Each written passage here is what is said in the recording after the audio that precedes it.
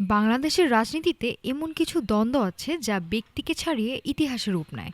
শেখ হাসিনা ও খালেদা জিয়া, ব্যাটলিং বেগমস। ধরে নেওয়া যাক সেই অধ্যায়ের একটি সমাপ্তি ঘটেছে।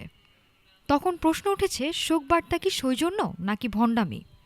2 দশকের বেশি সময় ধরে বাংলাদেশের রাজনীতিতে আবর্তিত হয়েছে এই দুই নেত্রীর দ্বন্দ্বে।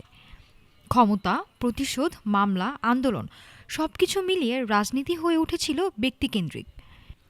এই বৈরিতাকে আন্তর্জাতিক গণমাধ্যম নাম দিয়েছিল ব্যাটলিং বেগমস।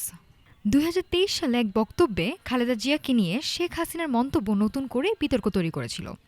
সে সময় রাজনৈতিক সৌজন্যের সীমা নিয়ে প্রশ্ন তুলেছিলেন অনেকে। এমন এক প্রেক্ষাপটে যদি মৃত্যুর পর শোকবার্তা আসে, তাহলে সেটি কি বোঝায়? ব্যক্তিগত শত্রুতা পেরিয়ে মানবিকতা নাকি রাজনৈতিক দায়সারা?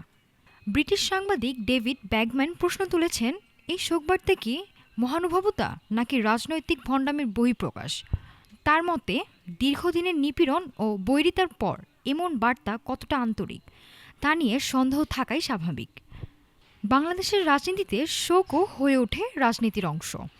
মৃত্যুতেও শেষ হয় না বিতর্ক। নেতারা ইতিহাস হন, কিন্তু প্রশ্ন থেকে যায়। সময়ই বলে দেবে শোকবার্তা ছিল সৌজন্য নাকি ইতিহাসের সামনে আরেকটি রাজনৈতিক অভিনয়। সামেন আফিসা, ঢাকা টুডে।